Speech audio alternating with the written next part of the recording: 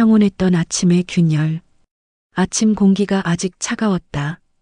나는 언제나처럼 된장국을 끓이고 밥솥에 김을 바라보며 이제 곧 일어나겠지 중얼거렸다.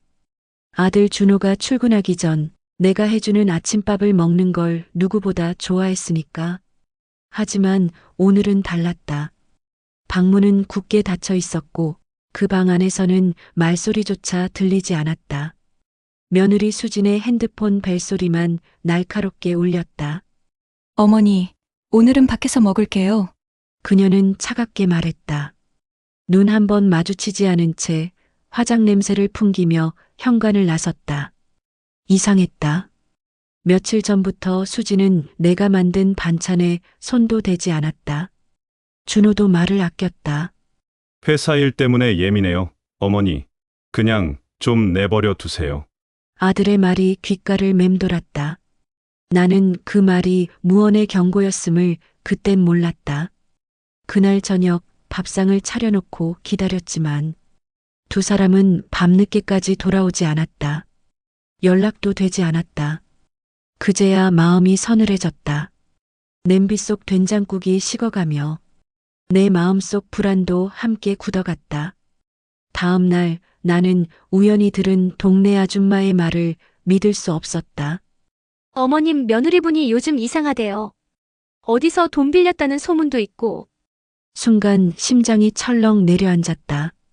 우리 집 통장, 아들 이름으로 된 예금 모두 수진이 관리하고 있었기 때문이다. 나는 아들에게 조심스레 물었다. 준호야, 혹시 통장 좀 보여줄 수 있니? 왜 그러세요, 엄마? 당신이 뭘 안다고? 그의 말투가 낯설었다. 내 아들이 아닌 것 같았다. 밤이 깊어지자 나는 몰래 거실 서랍을 열어 통장 잔액을 확인했다. 그리고 눈앞이 하얘졌다. 잔액 영원. 손끝이 떨렸다. 설마 이럴 리가 없지. 나는 믿을 수 없었다. 그 돈은 내 평생의 전부였다. 남편 떠나보내고 허리 휘도록 일하며 아들 공부시키고 집 한 채 마련한 대가였다. 그 순간 현관문이 열렸다. 수진의 웃음소리가 들렸다. 준호 씨, 엄마는 이제 그만 쉬게 해드려야죠. 우리 인생은 우리가 알아서 해요.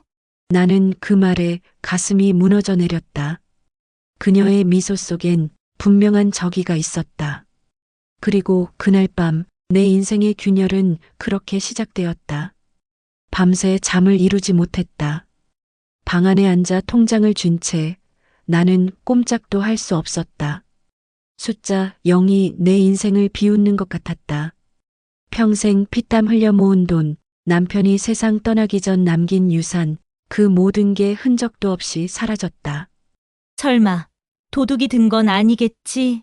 스스로에게 그렇게 말하며 위로해봤지만 내 마음속 어딘가에선 이미 답을 알고 있었다. 아침이 밝자 나는 수진에게 조심스럽게 물었다. 수진아, 혹시 우리 통장에 뭐 빠져나간 거 있니? 그녀는 커피를 홀짝이며 시선을 피했다. 어머니, 왜 그런 걸 저한테 물으세요? 전 그런 거 몰라요.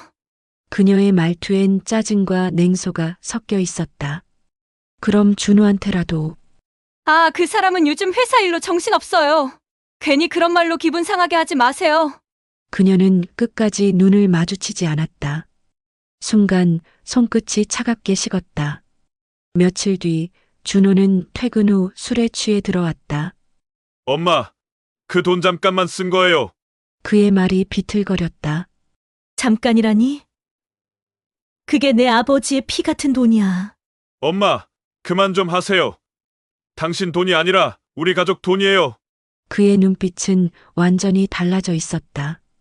그 속엔 분노와 어쩐지 죄책감이 섞여 있었다. 그날 밤 나는 몰래 서류들을 뒤졌다. 그리고 발견했다. 대출 계약서 아들 이름 그리고 며느리의 인감. 내 손이 덜덜 떨렸다. 이게 뭐야? 도장이 선명했다. 내 아들의 이름. 그리고 그 옆엔 보증인 김순자. 내 이름이 왜 여기 있어? 숨이 막혔다. 그녀가 내 도장을 몰래 쓴 것이다. 며느리의 치밀한 손길이 느껴졌다. 다음 날 나는 은행을 찾았다. 직원은 서류를 확인하더니 눈치를 보며 말했다. 어머님, 이미 대출금이 전액 인출됐어요. 며느리분 명의의 계좌로요. 순간 세상이 멈췄다. 무릎이 꺾여 의자에 주저앉았다. 내가 믿었던 가족이, 내 손으로 키운 아들이 나를 이런 사람들 속에 맡겨둔 것이었다. 집에 돌아오니 수지는 거실에서 전화를 하고 있었다. 응, 다음 주에 이사해요. 이제 시골집 정리만 하면 돼. 그녀는 내 눈치를 전혀 보지 않았다. 수진아, 이게 다 뭐야? 우리 집 팔 거야? 어머니, 세상 좀 넓게 보세요. 이 낡은 집 팔면 우리도 새 인생 시작할 수 있잖아요. 그녀는 웃었다. 그 웃음은 사람의 것이 아니었다. 그날 밤 나는 처음으로 하늘을 향해 울부짖었다. 당신 들리나요? 우리 아들이 이렇게 변했어요. 우릴 지켜주던 그 아이가. 창밖에는 가을비가 내렸다. 기와 지붕을 두드리는 빗소리가 마치 누군가의 울음처럼 들렸다. 그 순간 내 안에서 무엇인가 꺾였다. 그동안 쌓여있던 믿음, 사랑, 그리고 모성. 그 모든 게 천천히 무너지고 있었다. 그리고 나는 결심했다. 이젠 더는 가만히 있지 않겠다고. 며칠째 잠을 이루지 못했다.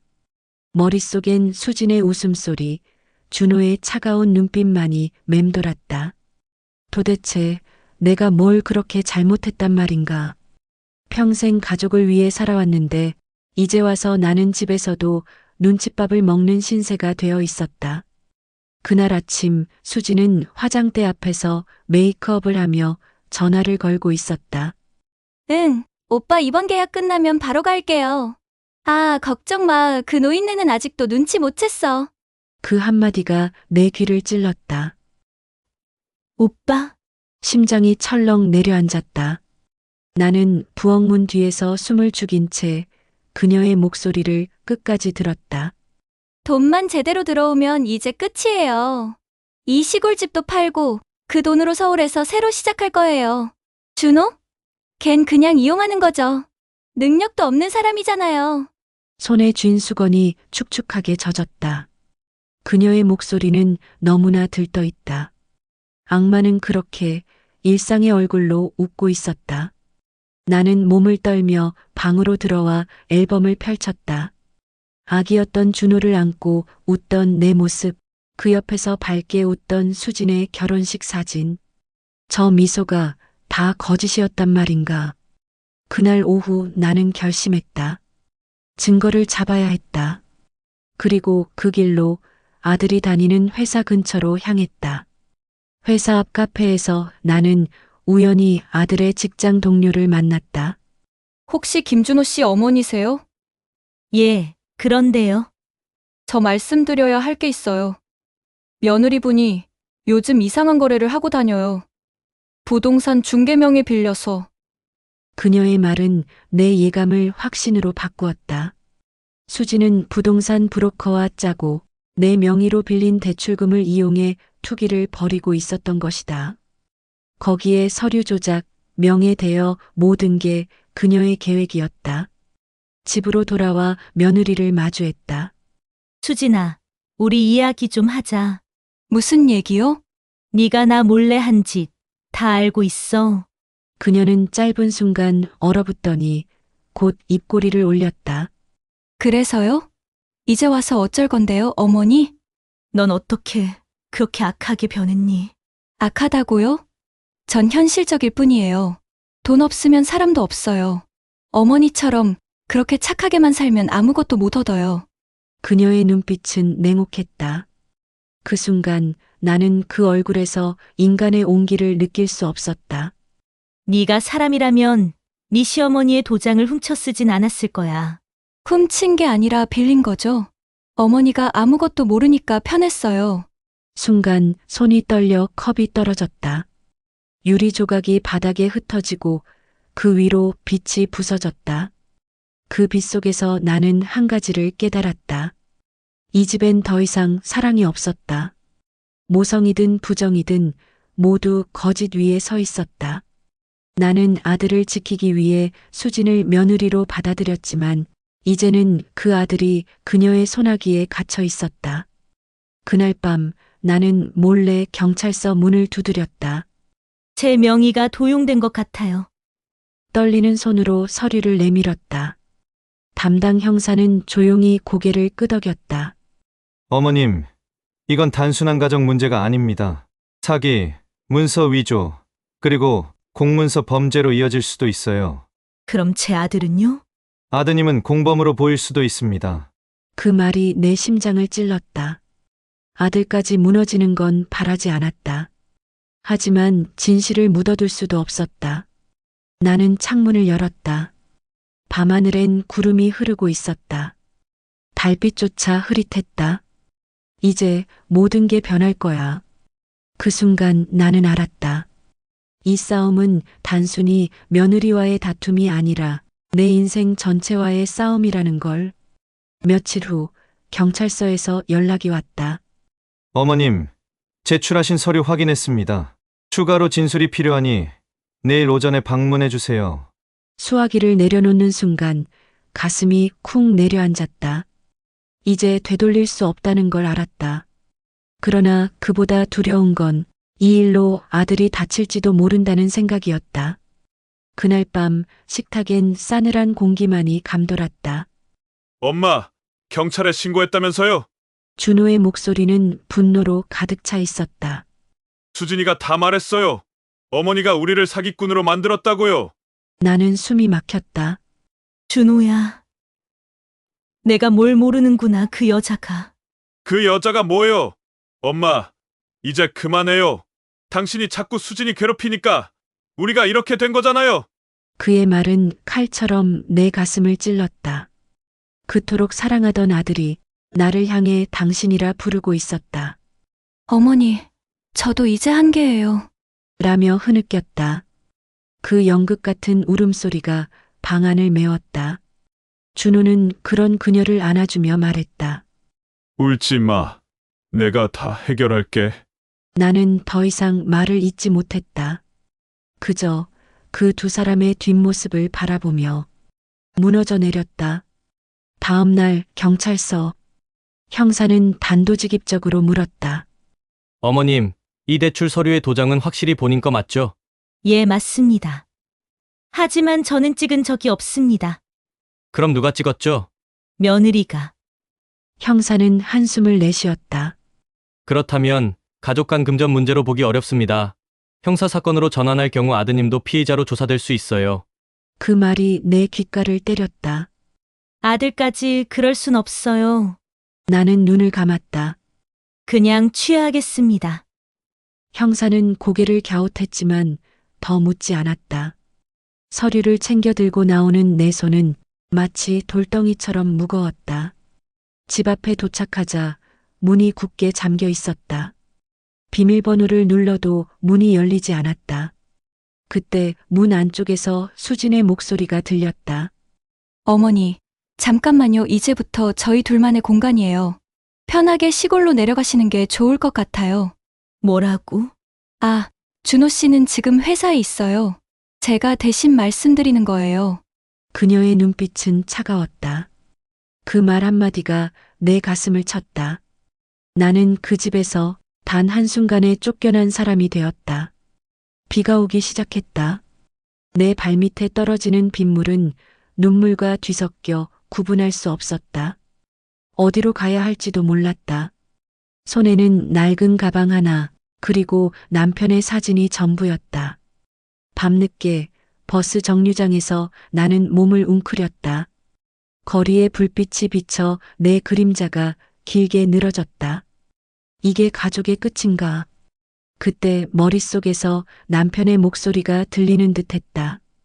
여보, 사람의 마음이 가장 무서울 때가 있어.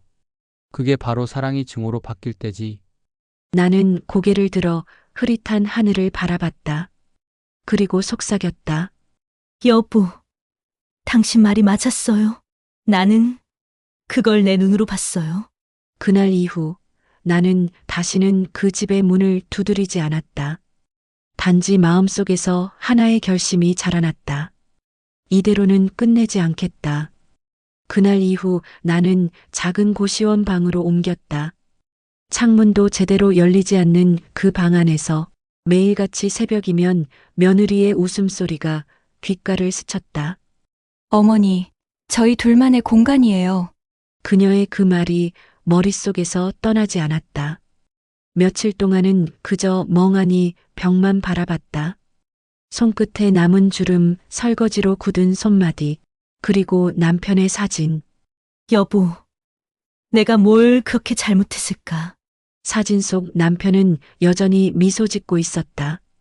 그 미소가 더 이상 따뜻하게 느껴지지 않았다. 그건 나를 부추기는 듯했다. 이제 당신이 해야 할 일을 해라. 나는 낡은 지갑 속에서 오래된 서류를 꺼냈다. 아들에게 보내지 못했던 편지, 그리고 수진이 작성한 대출 계약서의 사본. 그날 경찰이 건네주며 말했었다. 어머님, 이건 증거가 될 수도 있습니다. 그날 이후 처음으로 손이 떨리지 않았다. 그래. 더 이상 눈물 흘리지 말자. 며칠 뒤 나는 은행으로 향했다. 창구 직원은 나를 기억하지 못하는 듯했다. 이 서류 말인데요. 내가 종이를 내밀자 직원이 잠시 당황한 얼굴로 모니터를 봤다. 이건 그때 며느님께서 오셔서 처리하셨던 건데요. 그때 제가 동석한 걸로 되어 있죠? 예. 그런데 신분증 확인은 며느님이 대신. 나는 그 말을 끊었다. 그 신분증 혹시 사본이 남아 있을까요? 직원은 조심스레 파일을 뒤졌다. 잠시 후 내 얼굴이 아닌 누군가의 사진이 복사된 신분증 사본이 나왔다. 그건 분명히 조작된 내 신분증이었다. 숨이 막혔다. 하지만 동시에 심장이 뛰었다. 이제 확실한 증거가 생겼다. 그날 저녁 낡은 골목길 카페에서 한 여자를 만났다. 남편이 살아있을 때 함께 일하던 보험 설계사 영옥 씨였다. 그녀는 내 사정을 듣자 눈을 동그랗게 떴다. 세상에 그 며느리가 그런 짓을? 그래요. 근데 이제 끝을 봐야겠어요. 혹시 도와드릴까요? 제가 예전에 그 집 관련 서류 몇 개 갖고 있을지도 몰라요. 그녀는 내 손을 꼭 잡았다. 사람 마음이 바닥까지 떨어지면 이제부터는 올라가는 일만 남았어요. 그 말에 나는 처음으로 미소를 지었다. 그 미소엔 눈물이 섞여 있었지만 두려움은 없었다. 며칠 뒤 나는 다시 경찰서를 찾았다. 취하했던 사건 다시 진행하고 싶습니다. 형사가 놀란 눈으로 나를 보았다. 마음이 바뀌셨나요? 그땐 어머니로서 포기했지만 지금은 피해자로서 그리고 사람으로서 포기할 수 없습니다. 그날 밤 돌아오는 길, 비가 내리고 있었다. 하지만 이번엔 우산을 펴지 않았다. 얼굴에 떨어지는 빗방울이 마치 세상의 먼지를 씻어내는 듯했다. 나는 혼잣말을 했다. 그래, 이제부터야. 눈물이 아니라 이 손으로 지켜낼 거야. 멀리서 교회 종소리가 울렸다. 그리고 나는 느꼈다. 내 안에서 다시 살아나는 무언가를. 그건 복수도 증오도 아닌 진실을 향한 마지막 모성이었다. 며칠째 잠을 이루지 못했다. 방 안에는 희미한 전등빛만 남아 그림자들이 벽을 따라 흔들렸다. 나는 손에 든 서류를 바라보며 숨을 죽였다. 수진이 남긴 흔적, 대출 문서, 위조 신분증, 모든 게 그녀의 발바닥 아래 있었다. 준호야, 제발. 아들에게 전화를 걸었지만 통화 연결음만 내 귓가를 찔렀다. 그녀가 그의 마음을 이미 장악한 걸 나는 알았다. 집으로 돌아가려던 날 수진에게 연락이 왔다. 어머니, 오늘은 들어오지 마세요. 이제 집은 저희 둘만의 공간이에요. 그녀의 목소리는 사악할 정도로 평온했다. 나는 분노로 손을 꽉 쥐었다. 이 집이, 내 아들이 전부 그녀에게 잠식당했구나. 다음 날 경찰서. 형사가 조심스레 말했다.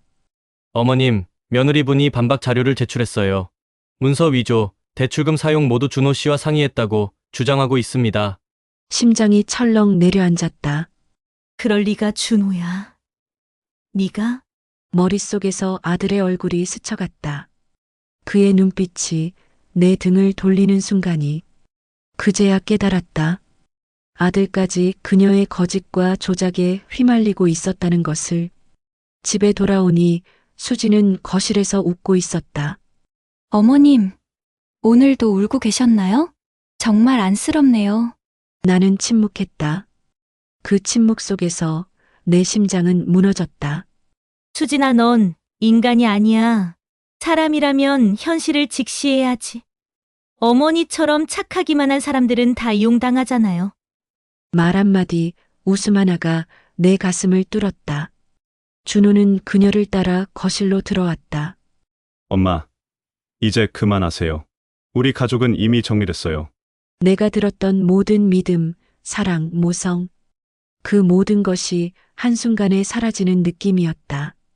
손에 든 서류가 축축하게 젖었다. 눈물이 아니라 분노로 젖은 손이었다. 그날 밤 나는 골목길을 걸었다.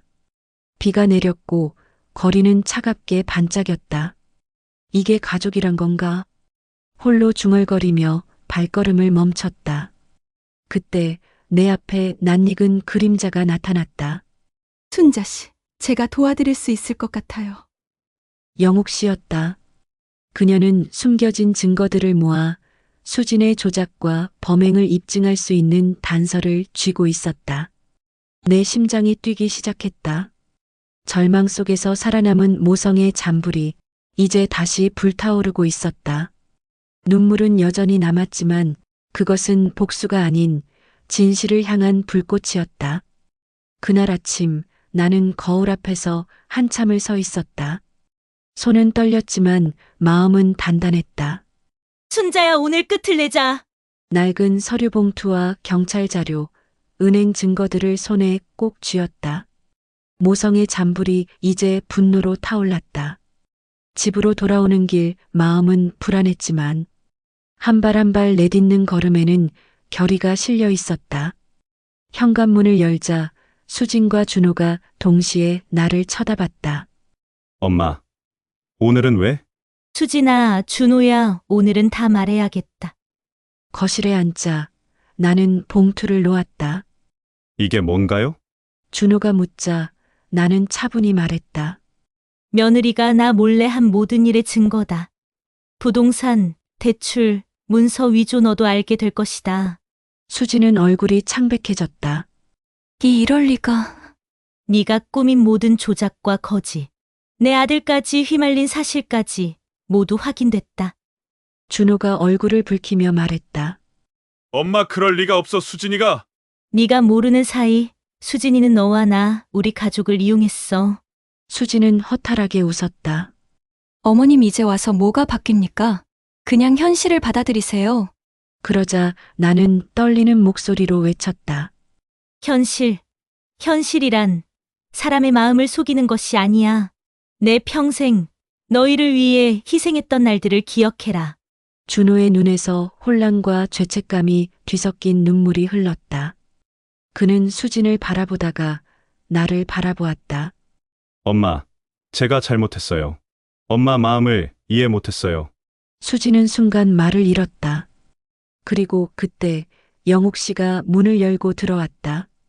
이 증거들이 당신의 말이 사실임을 보여줄 겁니다. 서류와 사진, 녹취 파일이 테이블 위에 놓였다. 수진은 손이 떨리며 서류를 바라봤다.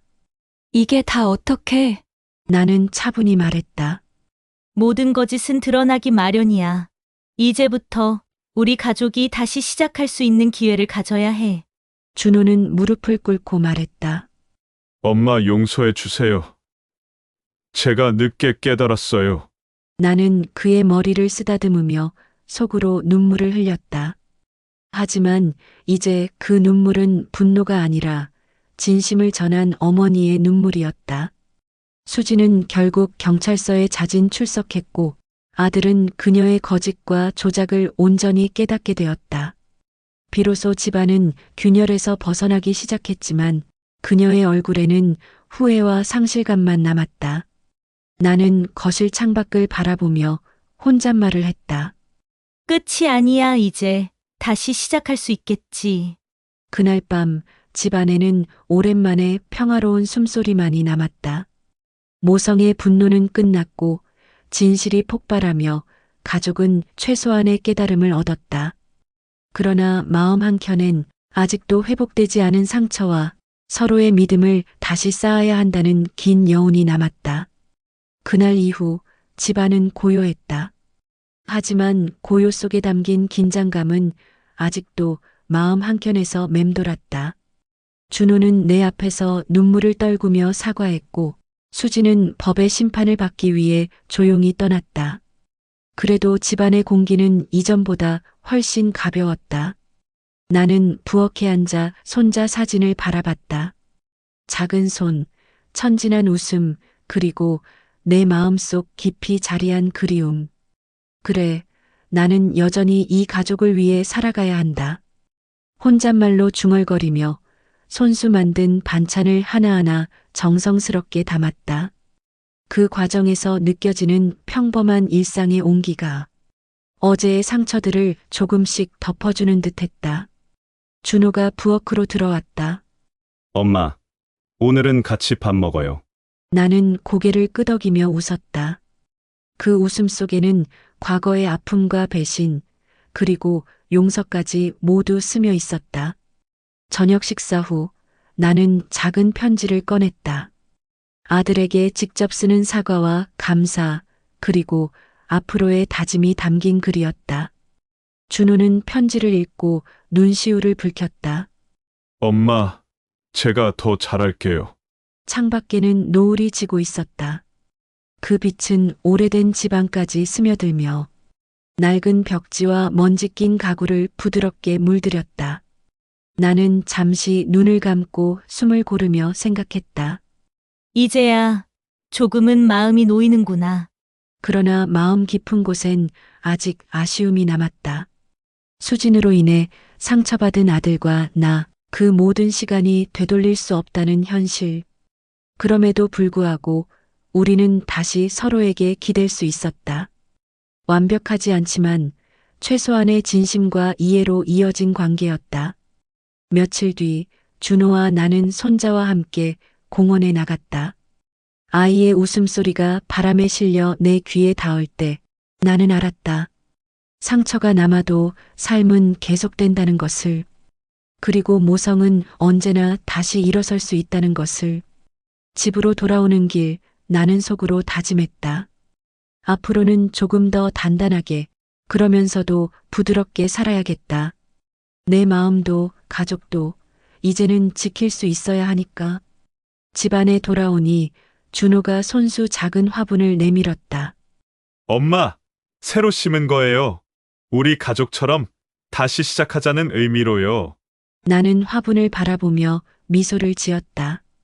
그 작은 초록이 내 마음속에도 새싹을 틔우는 듯했다. 밤이 깊어가고 집안은 조용했다. 그러나 이제 나는 안다. 눈물과 상처 속에서도 사랑과 진심은 반드시 남는다는 것을. 그리고 가족은 완벽하지 않아도 서로를 이해하며 함께 살아갈 수 있다는 것을. 마지막으로 나는 손자에게 속삭였다. 얘야, 우리 가족은 이제 다시 시작이란다. 과거는 잊지 않아도 앞으로를 함께 만들어 가자. 창밖의 달빛이 방 안을 은은하게 물들였다. 그 빛 속에서 나는 비로소 한숨 돌리며 조용히 미소 지었다. 여운과 재생, 그리고 새로운 가족의 시작. 이것이 우리가 남긴 진정한 선물이었다.